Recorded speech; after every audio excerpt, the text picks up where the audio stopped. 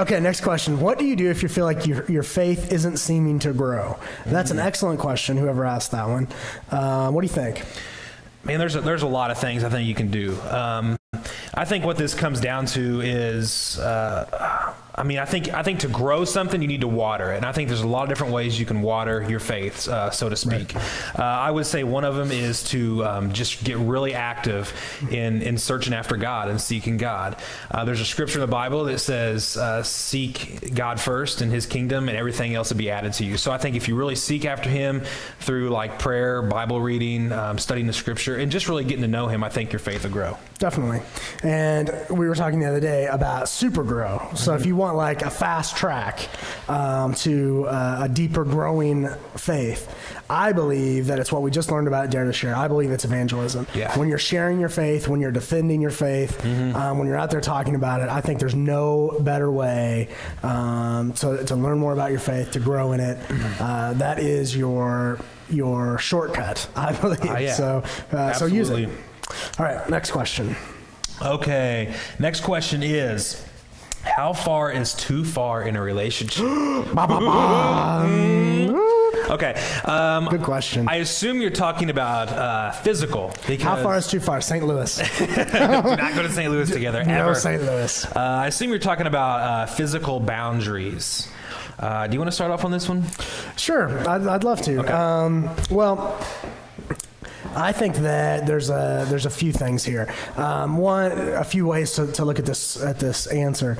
But I'm going to say this. I'm going to say it starts by you guys need to discuss together. This isn't a decision that the girl needs to make or the guy needs to make alone. You guys need to decide for yourself and then get together and discuss that. I know it's awkward to have that conversation. I had the conversation with Aaron. It was awkward. You had that conversation with Karis. Definitely. I'm sure it wasn't the funnest conversation. No, it's not a cool conversation. But it's worth it. Right. Jesus likes it when you do that. Right. So definitely you need to talk to each other about it. And I believe that it's a line that you can set. Okay. Now, taking a step back, a lot of people won't draw the line where they feel that it is sinful.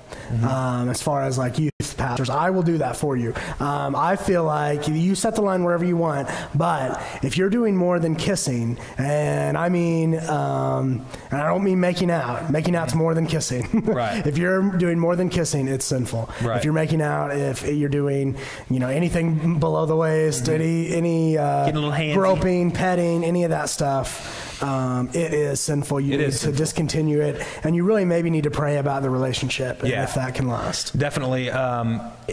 I'm just warning you from experience. If you're in that kind of relationship, it's severely going to hurt not only your relationship with that person, it's going to affect the relationship with your future spouse. Definitely. And it's going to, most importantly, seriously impact your relationship with God. And it's never worth it. And I know this is completely countercultural. We've been talking about amongst ourselves about how just TV portrays making out with anybody's cool, having sex with anybody's cool. But man, if you really want to be honoring to God and really have a good relationship, this is the way you need to do it. Most definitely. And we've all seen it where there's been a girl who, is a really decent girl, but maybe she slept with some dude and she's just forever attached to this guy. Right. He's a scumbag. Yeah. She deserves so much better, but because she let this relationship get out of hand, she just can't get away from it. Right.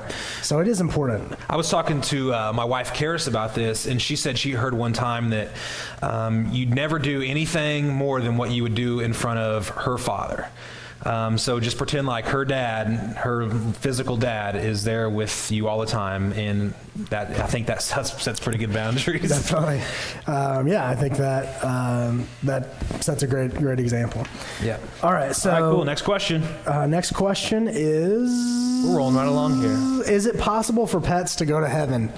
This is one of our favorite questions. I can't wait to answer this question. All right, so we're going to present, because we don't have a clear-cut answer for this one, okay? There's a couple different opinions on this. So what we're going to do is we're going to present two different opinions. Right. Opinion one will be by Seth. Opinion two will be, I will present, that is from Aaron's grandmother, Shirley. We called her because we felt like she had an opinion about this. So, Seth, your opinion? Why don't you go first? Because I want to make fun of your opinion. Oh, it's not my opinion. I know. This really is a belief that's out there. Right. And the belief is that we know biblically that there's going to be horses in heaven, so we don't feel like it's too much of a a stretch for them to say that there will be pets in heaven, especially all of mine. Just your pets. I'm just kidding. All right, so what's your opinion? My opinion is that there's no chance there's going to be dogs in heaven.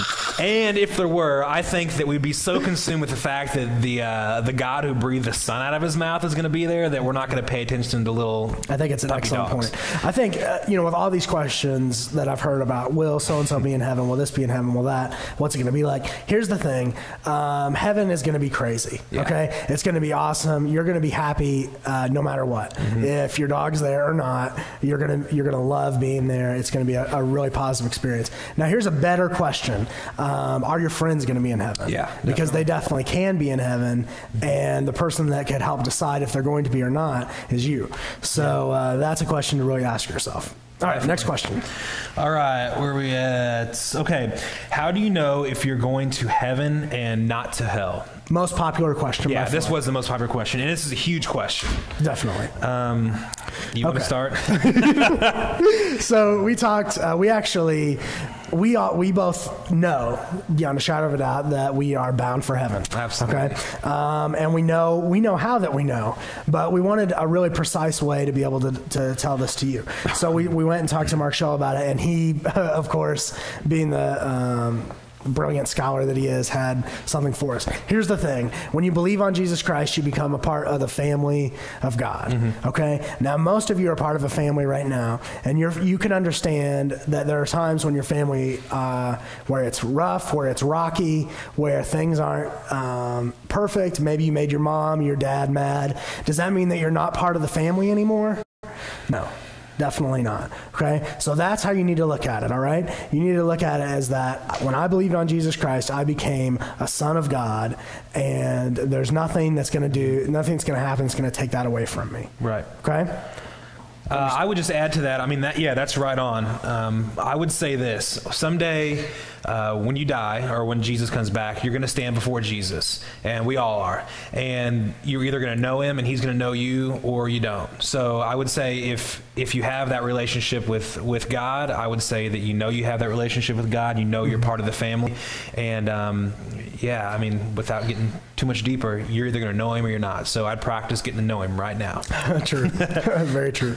And we, honestly, we could talk for 20 minutes on that's a really deep thing. That was a great question, and if we didn't answer it adequately, come talk to us. Yeah, definitely. Because we don't want anybody to live in fear, honestly. I mean, if you're not saved and you fear going to hell, then you should. Right. But if you're saved, then you have confidence of knowing that you're going to heaven. Definitely. So, all right, so moving on. Next question. Go for it. Which is, at what age did you become a Christian? All right, for me, I had a salvation experience when I was young. I'm going to say around 5, and I believe it was a true experience. I faltered. I went back and forth a lot in my faith and didn't really catch traction until I was about 19, and that's when I really became vibrant in my faith. So that's me. For me, and it's similar. I mean, I grew up in church. I remember going to the altar quite a few times, mostly because I just didn't want to go to hell, not because I actually wanted a relationship with Jesus. But I would say probably I truly got saved when I was about 21 years old. When I got out of college, I really lived a rough life for a lot of years, and I realized how miserable that is and how worthless it is. And I just came back to the Jesus that I heard about my whole life. Really gave my life to God, and it's just been crazy ever since.